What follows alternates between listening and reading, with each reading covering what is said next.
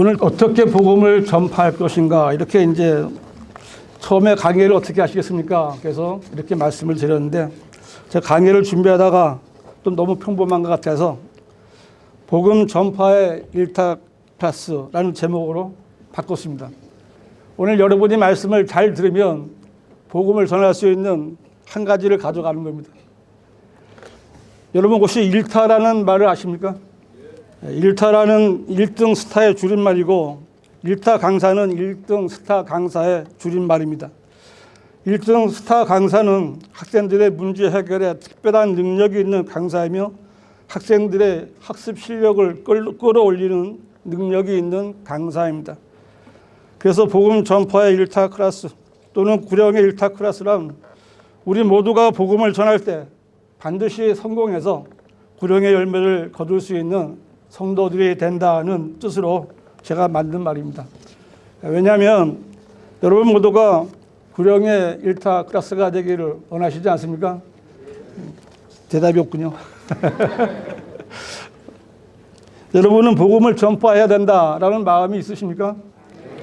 지옥의 문 앞에 있는 혼들을 주님께로 이겨오고 싶은 마음이 있으십니까? 당연히 그러실 줄 믿습니다. 그러나 복음을 통해서 마귀에게 속박되어 있는 혼을 이겨온다는 것은 생각보다 쉬운 일이 아닙니다. 왜냐하면 구원받지 못한 당사자들이 구원받는 것을 원치 않는다는 겁니다. 좀 더 자세히 말한다면 왜 구원을 받고 살아야 하는지조차 모르고 사는 겁니다. 우리가 보기에 양심적이고 정의롭고 책임감이 있고 어려운 이웃에게 자비를 베푸는 선한 사마리아인처럼 살려는 사람들이 할지라도 구원에 대해서 말하면 고개를 돌려버린 거예요. 마귀의 장으로 태어나서 마귀가 통치하는 세상의 간섭과 풍조에 따라 사는 사람들에게 복음을 전해서 하나님의 나라로 들어가게 하는 일은 결코 쉬운 일이 아닙니다. 그럼에도 불구하고 이 땅 어디인가에서는 성경대로 믿는 그리스도인들의 복음 전파를 통해서 많은 사람들이 구원을 받고 진리의 지식에 이르고 있으며 또 한 명의 훌륭한 그리스도의 군사로 양육되고 하나님의 일을 하고 있는 것입니다. 바로 여러분이 바로 그 증인들이고, 또 우리는 성경대로 하나님의 뜻을 따라 복음을 전파하는 일을 하고 있으며 성령님의 도우심이 함께 하심으로 그 효과적인 역사가 분명히 드러나고 있는 것을 매일 보고 있는 겁니다. 그러면서 우리는 항상 부족함을 느끼고 있고요. 더 많은 열매로 우리의 주인이신 주님과 아버지이신 하나님을 기쁘시게 해드리기를 원하고 있습니다. 이렇게 마음은 항상 원하지만 마귀의 방해와 사람들의 무관심과 육신의 연약함으로 인해 실망할 때가 있는 것도 사실입니다. 그래서 우리는 이렇게 다시 모인 겁니다.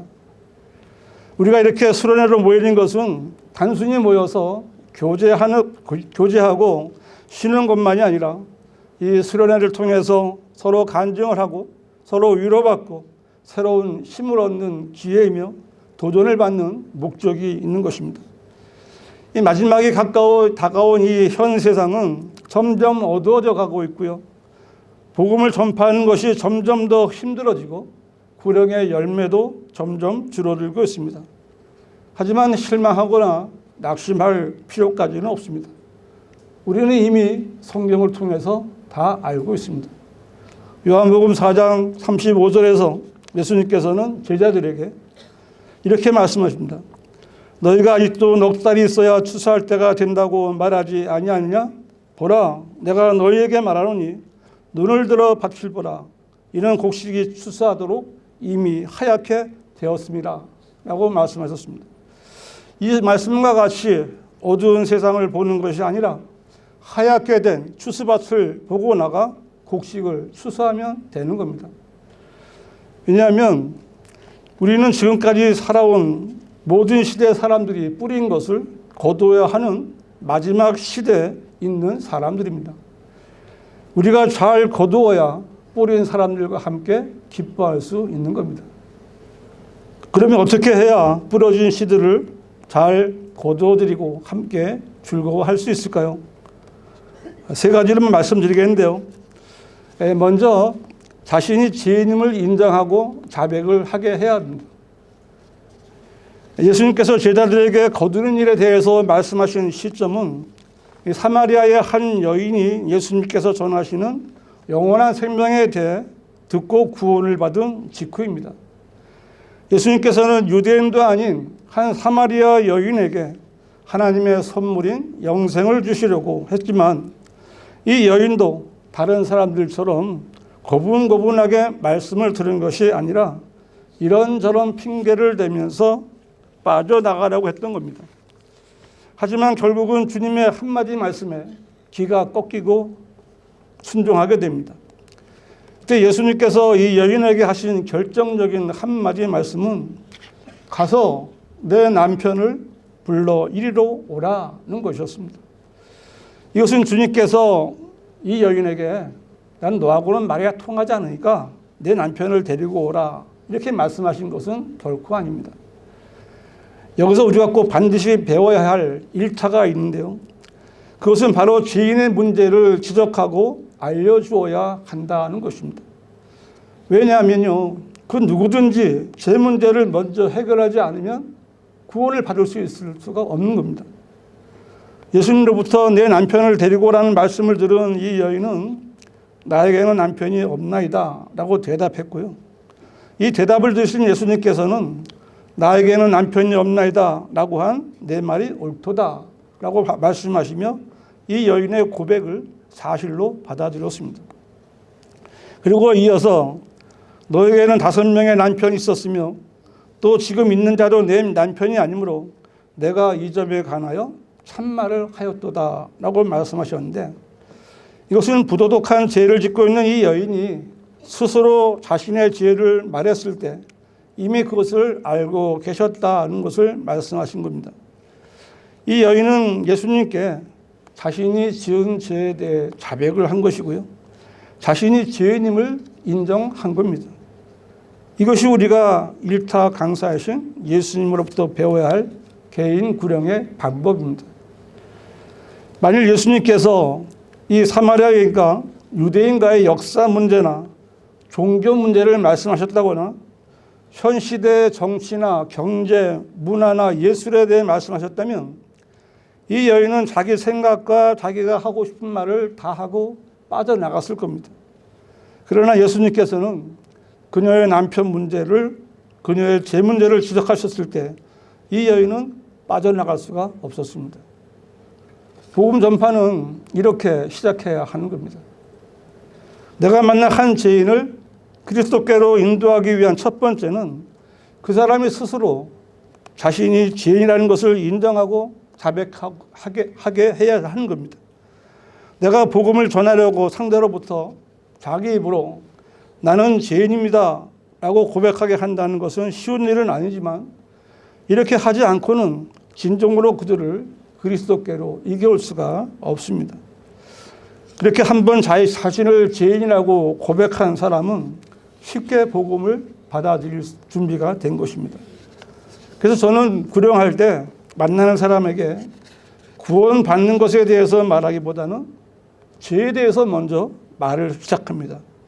제가 봤을 때 가장 효과적인 방법입니다. 왜냐하면 사람의 죄에 대해서 책망하시는 분은 내가 아니고 성령님이시기 때문에 그렇습니다. 저도 이제 나이가 있기 때문에 나이가 많은 사람에게 복음 전하는 게 가장 쉽습니다. 먼저 인사를 하고요. 나이가 몇 살이세요? 자녀가 몇 명입니까?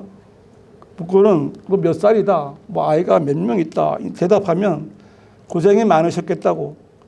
옛말에 자기 자식 키우는 사람, 죄 안 짓는 사람 없다 그러는데 어떻습니까? 나이가 든 사람들은요, 그러면 다 죄를 짓고 살죠. 이렇게 얘기합니다. 중년이나 젊은 사람들에게는 세상 살아가는 것이 고생이죠. 그래도 죄를 지면 안 됩니다. 이렇게 말하면 오히려 듣는 사람이 어떻게 죄를 짓지 않고 살아가느냐고 말하면서 자신이 죄인이라고 스스로 고백하기도 하는 겁니다. 이 초등학생이나 고등학생들을 만나면 나이가 몇 살이냐, 몇 학년이냐 물은 다음에 너는 죄가 뭔지 아냐? 라고 물습니다. 죄가 뭔지 안다고 대답하면 너도 죄인인 줄 아냐? 그렇게 물어봅니다. 네, 그래요. 죄인이 죽으면 어떻게 되겠냐? 지옥 간다고 그래요. 지옥에 가도 괜찮냐? 절대는 아니라고 그래요. 그러면 이미 다 끝난 겁니다. 저는 구령할 때 이렇게 질문을 많이 해서 상대에게 자기 말을 많이 하게 합니다. 예를 들어 죄인이라고 고백한 사람에게 이렇게 지은 죄를 당신이 해결할 수 있냐라고 묻습니다. 100이면 100 다 해결할 수 없다고 대답합니다. 그래서 이렇게 죄를 짓고 살다가 죽으면 죽는 겁니다. 죄의 삭은 사망입니다. 이렇게 이제 알려줍니다. 또 이렇게 죄를 짓고 살다가 죽으면 어디 가냐 묻습니다. 대답은 한 90%는 지옥에 간다는 거예요. 다 알고 있습니다. 간혹 지옥에 가는 것을 부정하고 싶어서 지옥이 어디 있느냐, 지옥에 가봤느냐 이렇게 말하면서 피하는 사람도 있고요. 죽으면 끝이라고 우기는 사람도 있습니다. 근데 이럴 때는 한두 번 더 말을 해보고 그래도 고집을 피우면 그냥 한마디 하는 거죠. 죽기 전에 구원받고 절대 지옥에 가면 안 됩니다. 전도지 하나 주고 끝내야 됩니다. 그러나 자기가 죄인임을 인정하고 자기 죄로 인해 죽으면 지옥에 간다는 것을 자기 입으로 말한 사람들은 구령하기가 쉽습니다. 그냥 지옥에 가도 괜찮냐 물으면 거의 아니라고 대답할 것이고 그러면 어떻게 해야 지옥에 가지 않는지 알려주겠다고 복음을 전하면 잘 구원을 받습니다.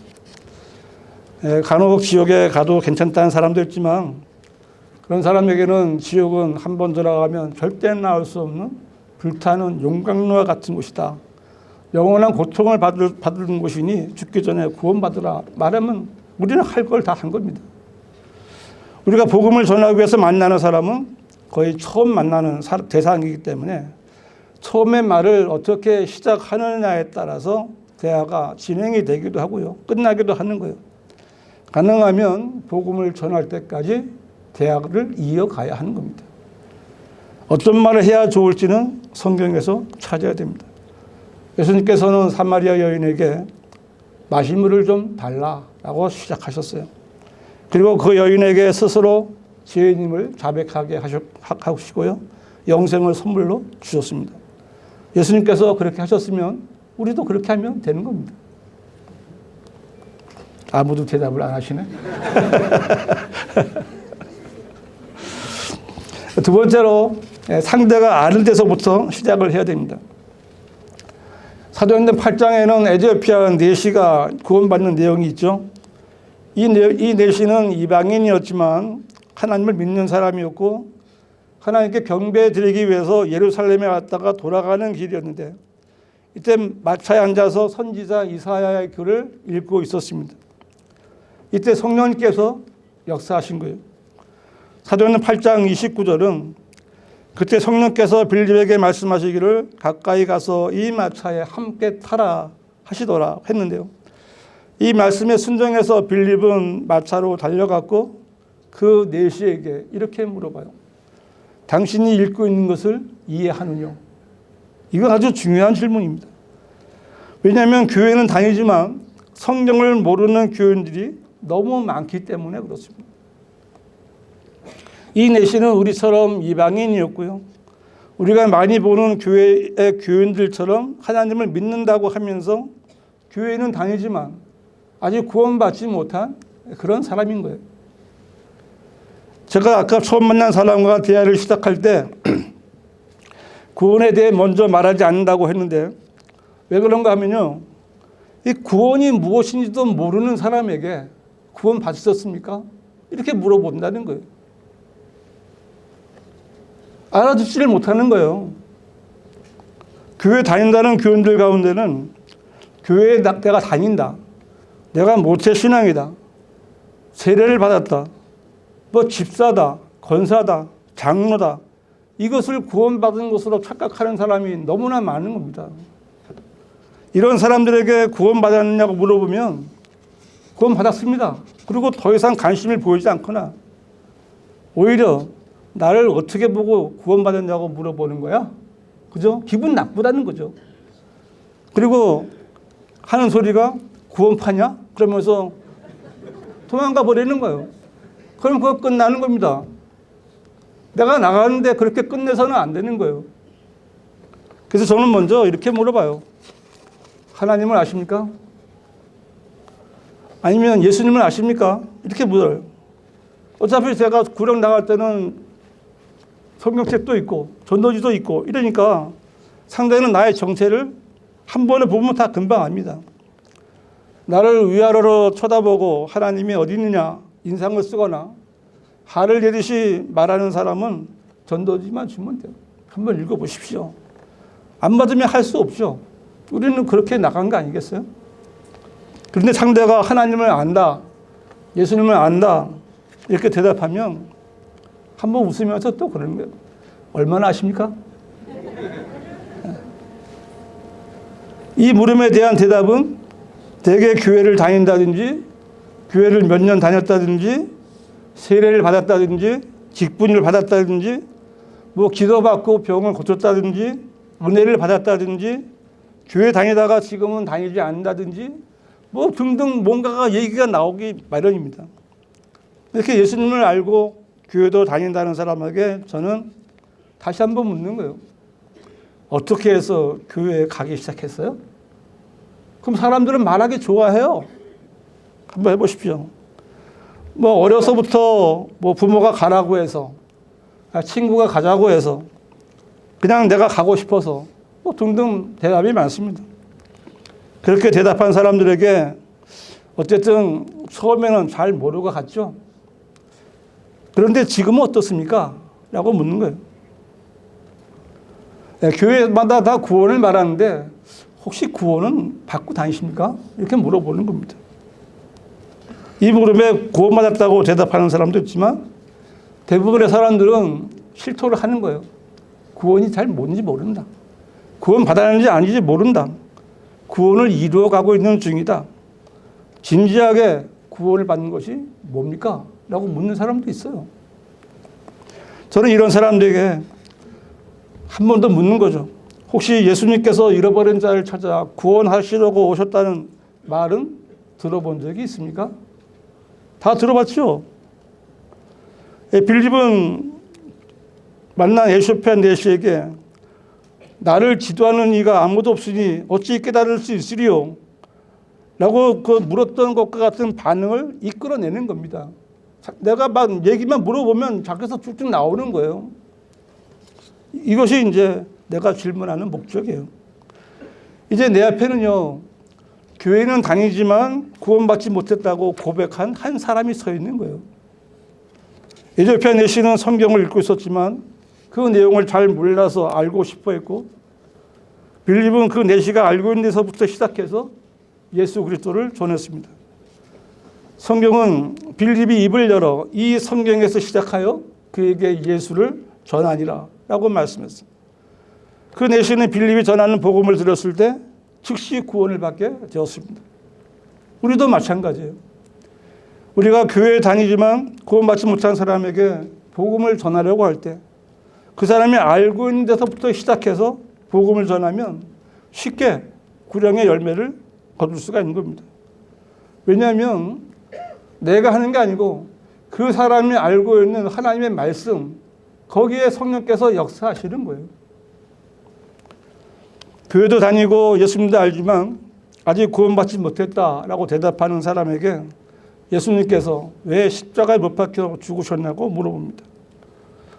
어떤 때는 교회 다니면서 예수님께서 우리 죄를 대신해 죽으셨다가 다시 살아나셨다는 말을 들어보았냐라고 물으면서 고린도전서 15장 3절을 이렇게 펴서 보여주기도 해요.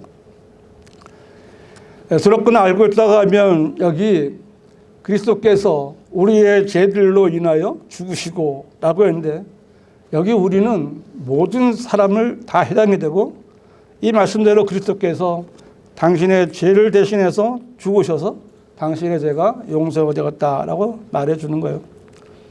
저는 지금 강의를 위해서 당신이라는 호칭을 사용했지만 실제로 구령할 때는 당신이라는 말을 사용하지는 않습니다.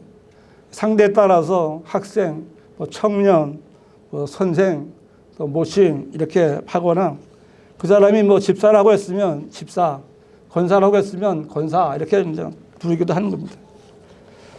그래서 저는 복음을 전할 때 최대한도로 빨리 쉽게 그걸 이제 전하려고 노력하는 편입니다. 왜냐하면 구원받지 못한 상대는 마귀에게 속해 있는 사람이고요. 마귀는 자기 사람을 빼앗기지 않으려고 복음을 듣고 있는 사람의 마음을 혼란스럽게 만든다는 것을 잘 알고 있기 때문에 그렇습니다. 얘기가 길어지면 이젠 놓쳐버리는 거예요.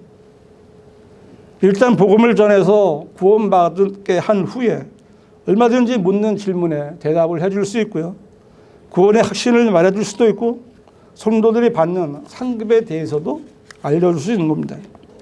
이 빌립이 에티오피아 내시에게 예수 그리스도를 전하여 쉽게 구원받게 한 것은 에티오피아 내시가 구원은 받지 못했지만 하나님을 믿는 사람이었고 또 성경을 읽는 사람이었기 때문입니다. 이것은 복음을 전하는 우리에게도 그대로 적용되는 겁니다. 우리가 쉽게 복음을 전해서 구원받게 해줄 수 있는 사람은 그래서 교회에 다니는 사람들이에요. 구원받지 못했지만 그래도 예수님에 대해서 들어본 적이 있고 구원받아야 한다는 것을 알고 있는 사람들은 그리스도의 복음에 대해서 조금만 설명해 줘도 쉽게 구원받기가 쉽습니다. 제가 사는 순천에는 매산 중고등학교가 있습니다. 기독교 학교예요. 100년이 넘은 기독교 학교입니다. 학교에서 매주마다 예배를 보고 있습니다. 성경 공부도 합니다. 저는 일주일에 한 번씩 월요일 날이나 화요일 날 이 학교 앞 정주장에 가서 구령하고 가는데 빈손으로 오는 날이 거의 없습니다. 항상 구령하고 옵니다. 반면에 그 소위 명문이라고 하는 순천 고등학교가 있는데 가끔 이 학교 앞에서도 개인 구령을 해보지만 시간과 노력을 들인 것에 비해서 그 성적이 별로 좋지 않습니다. 그래서 저는 교회를 다니거나 예수님에 대해서 알고 있는 사람들을 먼저 구령하는 것이 좋다고 생각합니다. 그렇게 본다면 이 800만 명 이상의 기독교인이라는 그 대한민국은요 황금 오장인 거예요. 어디 가나 교회 다니는 사람이 있는 겁니다. 비록 나이가 갈수록 교회들이 세속적이 되어 항폐화되기는 하지만 그 가운데는 순수한 마음으로 하나님을 찾으려는 사람들이 있기 때문에 그렇습니다. 얼마 전에 우리 성도들이 신앙 간증집을 냈잖아요. 내 잔이 넘치나이다. 책으로 출간되었는데 거기에 글을 쓴 성도들은 거의 대부분이 다른 교회에 다니면서 진리를 찾던 사람들이었어요. 우리가 할 일은 성령께서 빌립을 보내신 것처럼 성령께서 언제 우리를 불러 누구를 만나게 해주시든지 예수 그리스도를 전할 수 있도록 준비되어 있어야 한다 하는 것입니다. 복음을 전하다 보면 또 다른 종교를 믿거나 예수님을 잘 모른다는 학생들을 만날 때도 있습니다. 이런 학생들에게 효과적인 복음 전파 방법이 있습니다. 전도지를 줄 때도 있고 그냥 가서 물어봅니다. 학생, 역사가 영어로 뭐야? 그러면 100명은 100명 다 히스토리. 히스토리. 그 해석은 그의 이야기, 즉 예수님의 이야기다 라고 예수님께서 역사의 주인다라고 그 예수 그리스도의 탄생을 중심으로 그 이전은 BC, 비퍼 크라이스트, 기원 전이고 AD는 아노 도미니라는 라틴어로 주의 해다라고 이제 말해주고 예수 그리스도께서 이렇게 역사의 주인공이 된 것은 인류의 죄를 대신해서 죽었다가 다시 살아났기 때문이다. 이렇게 이제 설명을 해주면 다른 방법보다는 더 쉽게 얘기가 됩니다. 아주 좋은 대화 방법이라고 저는 생각해서 여러분에게 말씀을 드립니다. 이렇게 대화를 시작한 학생들이나 청년들에게 이제는 하고 싶은 것을 다 하고 살았다 해도 죽어서 지옥에 가면 무슨 소용이 있겠느냐 물어봅니다.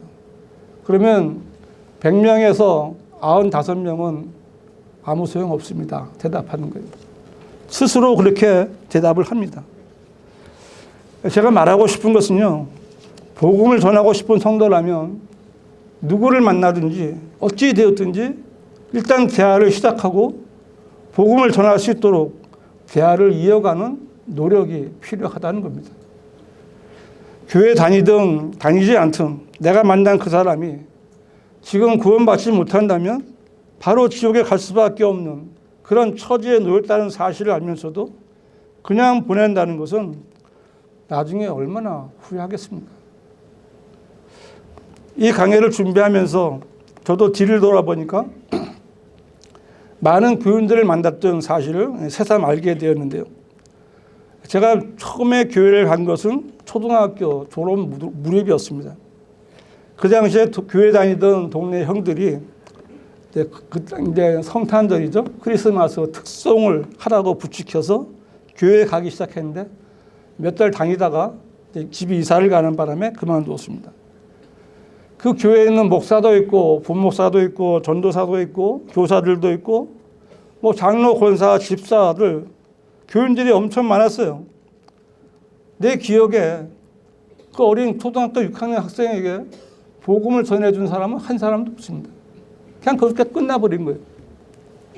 전부 교인들 뿐이었어요. 나 군대를 갔습니다. 사고를 쳤어요. 근데 연대장이 나를 원래는 뭐 감옥에 보내야 되는데 특별한 배려를 해서 군종가에 가서 하루에 한 장씩 반성문 제출해. 이래서 연대 군종가에 갔습니다. 감리교단 목사와 순복음 신학교 학생 2명이 생활했는데 군인 교회는요. 주일마다 연대 내 군종병들이 수십 명씩 모여요. 교인들도 많이 모여요. 처음 본 나에게 복음을 전하거나 예수 그리스도를 전한 사람은 한 사람도 없었습니다. 전부 교인들 뿐이었어요. 제대한 후에 이제 군종과 선배를 따라서 여의도 순복음교회 다니다가 그 선배가 개척교회를 했어요. 주일학교 교사를 했습니다.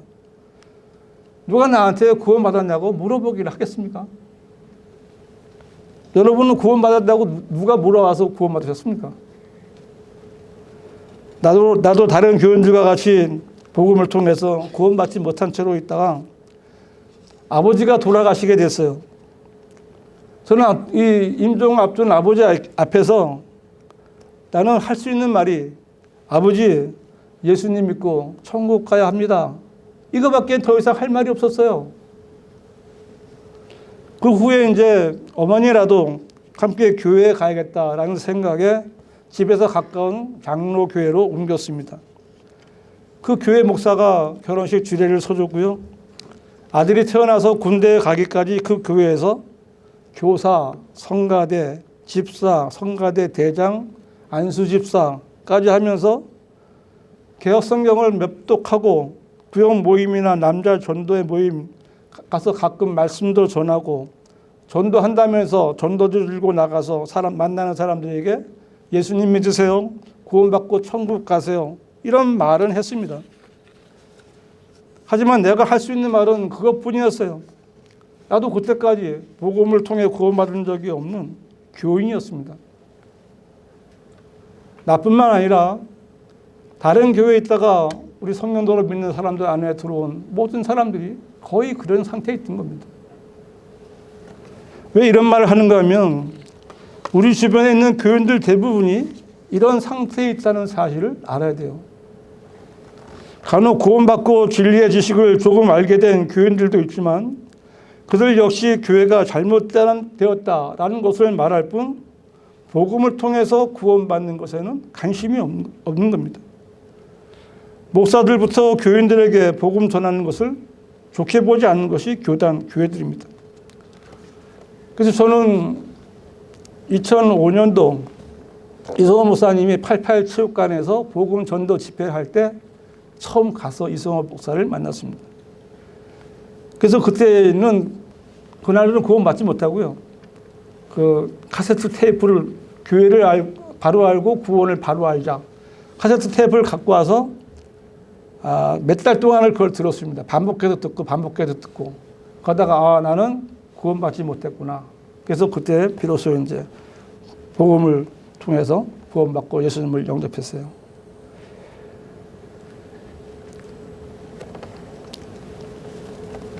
그래서 이제 그 성가대 연습을 하면서 이제 한 사람 한 사람 구원받았는지 확인하고 복음을 전했는데, 그 당시에 한 30명 되는 성가대 교인들 가운데 복음을 통해서 구원받고 확신을 갖고 있던 사람은 단 한 사람 비었습니다.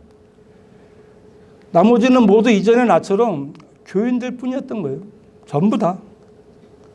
그래서 내가 복음을 전하기 시작했습니다. 장로교회 안에서. 그때 목사가 나를 불러서 그렇게 복음을 전하지 말라라고 말해요. 그 목사도 자신이 창세전에 하나님의 택함을 받은 사람으로 여기고 있는 사람이었기에 교인들이 구원받는 것에는 전혀 관심이 없고요. 교회로 사람을 데려오는 전도에만 열심을 내는 장로교를 믿는 종교인에 불과한 한 사람이었던 거예요. 제가 이런 말을 하는 것은 우리들 주변에 있는 교인들이 그런 상태이지만 그래도 하나님이나 예수를 믿는다고 말하는 사람들이기 때문에 그들이 알고 있는 성경 말씀이나 그 지식에서부터 시작해서 쉽게 복음을 전할 수 있는 대상이라는 것을 아시라고 말씀을 드리는 겁니다. 제가 교회 다니지만 구원은 아직이라고 말하는 사람에게 자주 사용하는 말이 있습니다. 하나님을 믿으십니까? 교인들은 다 하나님을 믿는다라고 말합니다. 그러면 저는 이렇게 말합니다. 하나님께서 거짓말을 하시겠습니까? 이렇게 물어요. 교인들은 하나님은 거짓말하시지 않습니다 라고 대답합니다. 이렇게 대답한 사람은 구원받기 쉬운 거예요. 이런 교인들에게 하나님께서 우리를 구원해 주시려고 예수님을 보내셨고 예수님께서 십자가에서 다 이뤘다 해주시고 죽으신 것을 아시냐 물으면 다 안다고 하죠. 그런데 뭐가 부족해서 왜 아직 구원을 받지 못했냐고 말해주고 이럴 때는 에베소서 2장을 펴서 설명해 주면 거의 성공적으로 구령할 수 있습니다. 에베소 2장 8절은 너희가 믿음으로 말미암아 은혜로 구원을 받았으니 이것은 너희에게서 난 것이 아니요 하나님의 선물이라는 말씀이죠. 이 말씀을 설명할 때 구원은 하나님의 선물인데 이 하나님의 선물은 여기 너희에게서 난 것이 아니요 즉 사람이 줄 수 없다는 뜻이다. 부모나 목사가 친구가 줄 수 없는 것이 하나님의 선물이다 라고 말해주고 9절에서 행해서 난 것이 아니니 아무도 자랑하지 못하게 하라 하심이라를 보여주면서 사람이 교회를 간다거나 선행을 한다고 해서 구원을 받을 수 없다고 말해주고 8절 앞에 너희가 믿음으로 말미암아 은혜로 구원을 받았으니 받았다고 하지 않느냐 이 말씀을 손가락으로 짚어주면 거의 이해를 잘 합니다. 교회 다니며 하나님 믿는다는 사람에게 그래서 이 하나님께서 거짓말을 하시겠습니까? 이런 질문은요 교인들을 바로 하나님 앞에 딱 불러다 세우는 것과 같은 효과가 있는 그런 질문인 거예요.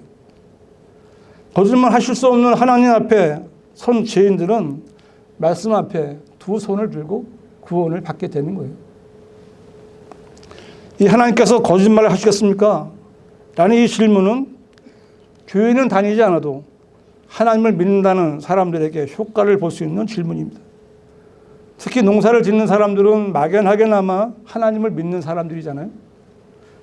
순천에서 5일장을 하게 되면 농사 지은 야채를 팔러 나오는 나이 드신 분들에게 하나님을 아세요? 라고 물어봅니다. 이 말은 거부감이 없어요. 하나님 모르는 사람이 어디 있겠어요? 그러면 하나님 알지? 하나님이 없으면 어떻게 우리가 농사를 짓겠나? 이렇게 대답하는 분들이 많이 있습니다. 이런 분들은 정말 구원받으려고 준비된 혼들이라고 할 수 있어요. 그분들에게 하나님께서 이렇게 우리를 살게 해주신 하나님께서 거짓말 하시겠어요? 이렇게 또 말하는 거예요. 그리고 살면서 지은 죄가 있지 않습니까? 죄 때문에 죽고요. 죄인이 죽으면 지옥 갑니다. 하나님께서 이렇게 말씀하셨어요. 이렇게 하면 구원에 대해서 말하면 잘 받아들입니다. 구원받지 못한 사람을 만나서 대화를 시작했다면 정말 꼭 구원받게 해주시라고 기도해야 되는 거예요. 그 느헤미야가 왕의 질문 앞에서 순간적으로 짧게 기도하고 그 그 기도 응답을 받은 것처럼 하나님께서는 구령자의 기도에 응답해 주시는 믿고 기도하고 해야 됩니다. 예수님께서는 제자들에게 나를 따라오라. 내가 너희로 사람들을 낚는 어부가 되게 하리라고 말씀하셨듯이 모든 그리스도인은 사람들을 낚는 어부가 되어야 하는 겁니다. 구령하러 나가서 만나는 사람에게 하나님을 아세요? 하나님을 믿으십니까? 라는 질문은 물고기 앞에 좋은 미끼를 던지는 것과 같은 거예요. 이 질문에 안다거나 믿는다고 대답하는 사람들에게 하나님께서 거짓말 하시겠습니까? 라는 이 질문은 그 물고기를 도망치지 못하게 퇴로를 차단하는 것과 같은 효과가 있습니다. 이제는 미끼를 물게 해서 잡아당기면 되는 겁니다. 혹시 빠져나가려는 기미가 보이면 로마서 3장 4절을 딱 펴주는 거예요. 로마서 3장 4절 여러분 아세요? 결코 그럴 수 없느니라. 실로 하나님은 참되시나 사람은 모두 거짓말쟁이라. 앞에 탁 지를 매기는 거예요. 당신 거짓말하지 마세요. 이거죠. 이 말씀을 보여주면 거의 반항을 하지 못합니다. 우리가 구령을 위해 기도하면 참되신 하나님께서는 거짓말쟁이 죄인을 꼼짝 못하게 만드셔서 복음을 듣게 해주시는 분이십니다. 여러분 모두 예수님께서 말씀하신 대로 사람을 낚는 훌륭한 어부들이 되시기를 바랍니다. 세 번째로 우리는 이제 바울을 따르는 성도가 되어야 됩니다. 사도 바울은 내가 그리스도를 따르는 것처럼 너희는 나를 따르는 자가 되라 라고 말씀했죠. 이 말은 바울이 성도들에게 자신이 어떤 사람인가를 스스로 밝히 말하고 있는 구절입니다. 사도 바울은 지역에 있는 교회들의 서신을 보내면서 여러 번 나를 따르는 자가 되라고 권면했습니다. 왜 그랬을까요? 거짓 사도가 있었기 때문에 그렇죠. 구원받은 성도가 아무나 따라가면 안 되지 않습니까? 그래서 바울은 내가 그리스도를 따르는 것처럼 이라고 말했는데 바울은 예수 그리스도께서 왜 오셨고 무슨 일을 하기 위해서 오셨는지 그 목적을 알고 있는 성도였습니다. 예수 그리스도께서 사람의 육신을 입고 이 땅에 오신 목적은 죄인들을 구원하기 위한 것이었습니다. 이것이 첫 번째 목적이자 가장 중요한 목적입니다. 예수 그리스도께서는 죄인들을 구원하기 위해 죄인들을 부르기 위해 오셨습니다. 예수님께서는 죄인들을 찾아서 구원해 주시려고 오신 분이에요. 예수님께서는 직접 인자가 온 것은 잃어버린 자를 찾고 또 구원하려는 것이라고 말씀하셨는데 이 일은 예수님께서 아버지 하나님으로부터 부여받은 임무였고 주님께서는 자신의 죽으심으로 하나님의 구원 계획을 완성하시고 부활하셨습니다. 그리고 요한복음 20장 21절에 그때 예수께서 그들에게 다시 말씀하시기를 너희에게 평강이 있으라. 나의 아버지께서 나를 보내신 것 같이 나도 너희를 보내노라 하시고 라고 말씀하셨습니다. 이것은 부활하신 예수님께서 제자들에게 하신 말씀인데 이것은 성도들에게 주어진 중요한 첫 번째 위임 사항, 말이 잘 안 되네요. 위임 사항이고요. 예수 그리스도의 지상 명령입니다. 이 명령은 하나님 아버지께서 아들이신 주 예수 그리스도께 위임하신 사명이었고 그것은 양들을 위해서 자기 생명을 내어놓으신 선한 목자로 오신 분의 사명이었습니다. 예수님께서는 죄인들의 구원을 위해 오신 것이고 이제 그 사명을 위임받은 모든 구원받은 성도들에게 내려진 명령이 된 거예요. 여러분은 죄인들을 구원하라는 명령을 받은 예수님의 제자들인 거예요. 한 사람도 대답을 안 하시네요. 그리고 사도 바울은 마귀에게 속박되어 있는 잃어버린 사람들의 혼을 그리스도께로 인도해서 영원한 생명으로 거듭나게 하는 일을 가장 모범적으로 실천한 사람입니다. 바울은 예수님을 만나 구원받을 때부터 이방인들과 왕들과 또 이스라엘 자손들 앞에서 그리스도의 이름을 증거하기 위하여 선택받은 그릇이었고 그리스도의 이름을 위하여 고통을 받기로 정해진 사도였습니다. 사도 바울도 자신이 자비를 입은 것 후에 그를 믿고 영생을 얻을 자들에게 본이 되게 하려 하심이라 라고 자신에 대해서 간증했습니다.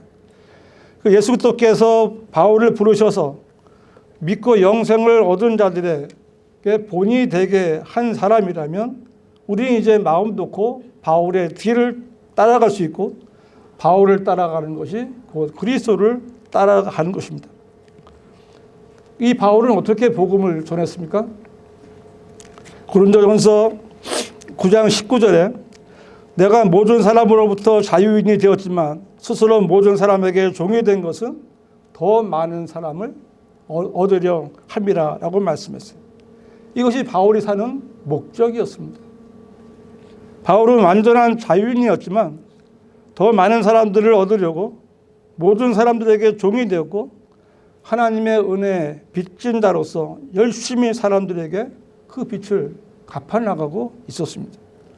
그 방법은 율법 아래에 있는 유대인들을 얻기 위해서는 그들이 가지고 있는 율법으로부터 시작해서 유대인들에게 복음을 전하려고 했습니다. 유대인들은 한 형제들이잖아요.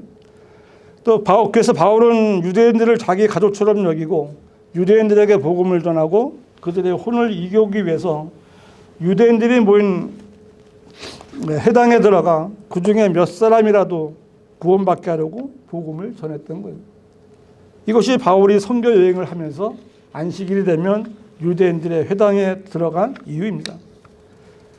바울은 고린도전서 9장 22절에서 내가 약한 사람들에게 약한 사람같이 된 것은 약한 사람들을 얻고자 하며 내가 모든 사람에게 모든 것이 된 것은 어떻게 해서든지 몇 사람을 구원하고자 하는 마음이 항상 있었던 참 그리스도인이었습니다. 바울은 결코 약한 사람이 아니었지만 약한 사람을 얻고자 할 때는 스스로 약한 사람같이 처신했는데 이것은 이 시대의 성도들이 바울을 따라야 할 이유인 것입니다. 우리가 만나는 사람이 어떤 사람들입니까? 어린 학생들이고 한창 꿈 많은 청소년들이고 열심히 일하는 청장년들이고 나이 많아서 늙어서 힘이 약해진 사람들입니다. 그 중에 강한 것처럼 보이는 사람도 가끔 있지만 대부분은 다 약한 사람들이에요. 여러분 가운데 강한 사람 있으십니까? 사람은 다 약한 거예요. 그 누구를 만나든지 어린 학생을 만나면 그 학생의 눈 높이에서 청년은 청년의 생각에 맞춰서 청장년은 그들의 수고에 따라서 나이 든 사람에게는 이제 다가오는 죽음 뒤에 있는 하늘나라의 소망을 갖게 해주면서 복음을 전해야 하는 겁니다. 약한 사람에게는 위로를 주시고 힘을 주시는 주 예수 그리스도를 전하는 것이고 강한 사람에게는 그 사람보다 훨씬 더 강하신 주 예수 그리스도를 전하는 것이고 생의 한계를 알고 있는 사람에게는 영원한 생명을 주신 주 예수 그리스도를 전하면 되는 것입니다. 다만 우리가 항상 생각해야 할 것은 상대가 약하든 강하든 나이가 들었든 그 어리든 그 사람들은 마귀에게 속박되어 있으며 그 마귀의 손에서 그들을 구해줄 수 있는 것은 오직 그리스도의 복음이며 그 복음을 전할 사람이 바로 나 자신이라는 거예요. 그러므로 내가 복음을 전하고 싶고 구령하고 싶은 마음이 있는 사람은 항상 조심해야 되는 거예요. 오늘 나에게 실수한 사람이 있다고 해서 법대로 하겠다라고 깐깐하게 했다면 그 사람에게 복음을 전해서 구령한다는 것은 힘든 일이 되겠죠. 그러나 간대에게 대해 주었다면 복음을 전할 수 있는 기회가 되는 겁니다. 바울이 바로 그렇게 한 거예요. 그는 자유인이었고 약하지 않은 사람이었지만 오직 그리스도의 복음을 전하기 위해서 모든 사람에게 모든 것이 되고자 했던 겁니다. 지옥의 문 앞에 서 있는 사람들을 구원하기 위해서는 이렇게밖에 할 수 없는 거예요. 하나님께서 그런 바울을 불러내시고 그에게 그런 일을 하도록 하셨기에 오늘날 그리스도를 믿고 영생을 얻는 성도들이 생겨나게 되었고 우리들이 이제 그 뒤를 따라가고 있는 겁니다. 우리의 마음을 항상 복음을 전하는 상황에 맞춰놓고 주님께서 어떤 기회를 주시면 복음을 전할 수 있는 성도들이 되시기를 바랍니다. 결론적으로 복음을 통해서 구원받은 성도가 자기가 받은 복음을 전해서 잃어버린 혼들을 이겨와 그 혼을 하나님의 나라로 옮겨놓는 것보다 더 가치가 있고 더 위대한 일은 있을 수가 없습니다. 그리고 어떻게 해야 복음을 잘 전할 수 있는가에 대한 질문에 대한 정답은 말씀드린 대로 성경에 있는 거예요. 예수님께서 사마리아 여인에게 하신 것처럼, 빌립이 에티오피아 내시를 구령한 것처럼, 사도 바울이 모든 사람에게 종이 되어 몇 사람이라도 더 얻으려고 한 것처럼 그렇게 하면 되는 겁니다. 복음을 잘 전할 수 있는 방법은 분명히 있어요. 제 생각에 제일 첫 번째는 구령을 위한 기초적인 성경 구절을 숙지하거나 암송하는 건 기본이겠죠. 열정만 있고 지식이 없으면 구령하기가 힘들어요. 왜냐하면 구령은 내가 하는 말보다 하나님의 말씀의 능력으로 이룰 수 있는 일이기 때문에 그렇습니다. 내가 100마디 말을 해야 소용없습니다. 한마디 하나님 말씀이 찔르면 그 사람이 무너지는 거예요. 말씀이 준비됐으면 이제 기도해야 되겠죠. 내가 복음을 잘 전해서 구령의 열매를 거둘 수 있도록 환경과 여건을 주관해 주십시오. 기도해줘. 이렇게 준비가 됐다면 실전으로 나가는 거예요. 수영장에 들어가지 않고 물 바깥에서 수영을 배울 수 있습니까? 운전석에 앉아있지 않고 아무리 설명을 해도 운전할 수 없는 겁니다. 무엇을 하든지 처음부터 잘 할 수도 없는 거예요. 그리스도인이 구령하는 방법을 제대로 배울 수 있는 유일한 길은 직접 거리로 나가서 구원받지 못한 사람들을 만나 복음을 전해보는 겁니다. 직접 구령하면서 실수를 해봐야 그 다음에 실수하지 않고 잘 할 수 있는 겁니다. 내가 구령에 실패했다면 왜 구령하지 못했는가를 돌아봐야 돼요. 우리의 무기는 하나님의 말씀이고요. 상대와 환경에 맞는 적절한 말씀을 사용해서 적을 이길 수 있는 거예요. 두려워 말고 나가서 만나는 사람에게 죄와 죄의 결과에 대해서 알려주면 되는 겁니다. 만나는 사람에게 스스로 죄인임을 시인하게 하고 주 예수 그리스도를 믿고 구원을 받으라고 전하면 되는 겁니다. 제가 오늘 말씀드린 몇 가지 질문도 구령하는데 꽤 효과가 있는 내용들입니다. 학생들에게 다가가서 몇 학년이냐? 이게 묻는 거 어려운 거 아니에요. 연세가 어떻게 되십니까? 사람이 왜 죽는지 아십니까?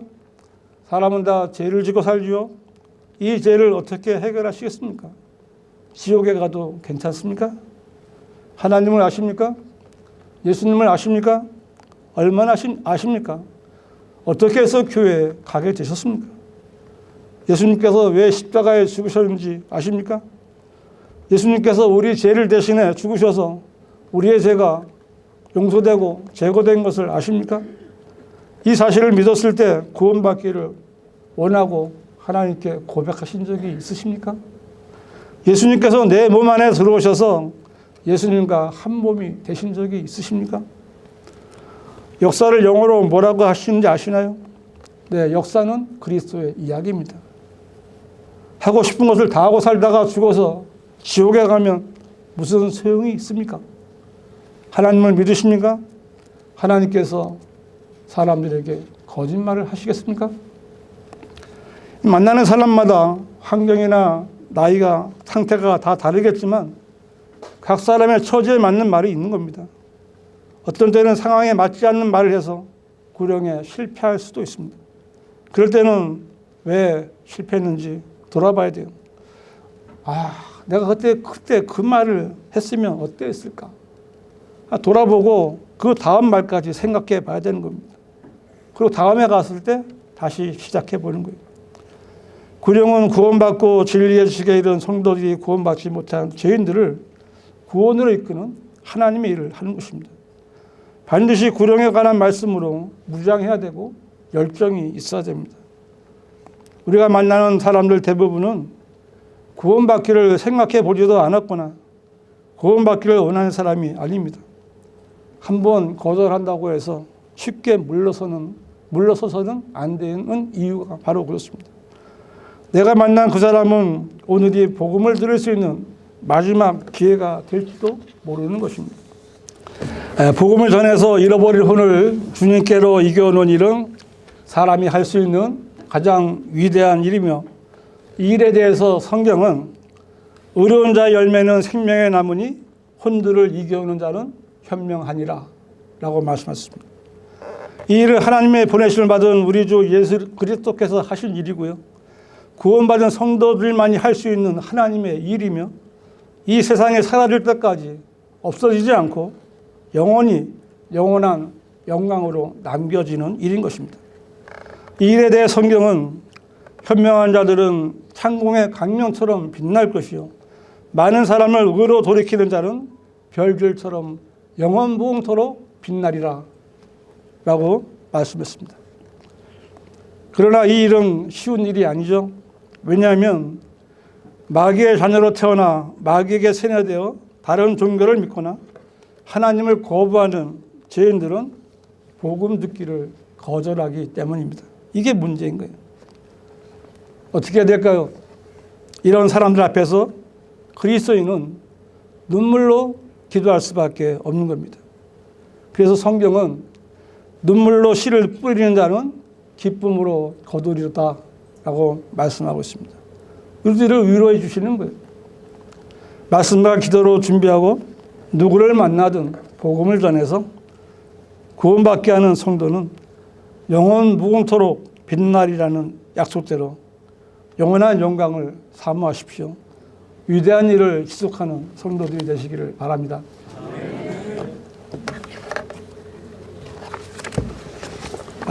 잠깐 말씀을 드리겠는데요. 오늘 이제 강의가 끝나면 침례식이 있습니다. 침례는 구원받은 성도가 가장 먼저 하나님의 말씀에 순종하는 겁니다. 침례는 그리스도께서 우리들의 죄들로 인하여 죽으시고 장사되셨다가 다시 살아나신 것처럼, 내가 이제 구원받았으니까 내가 그리스도와 함께 죽었고 장사되었다가 다시 살아난다는 것을 많은 성도들 앞에 응하는 선한 양심의 응답입니다. 오늘 침례 받으시는 분들 좋은 시간 되시기 바랍니다.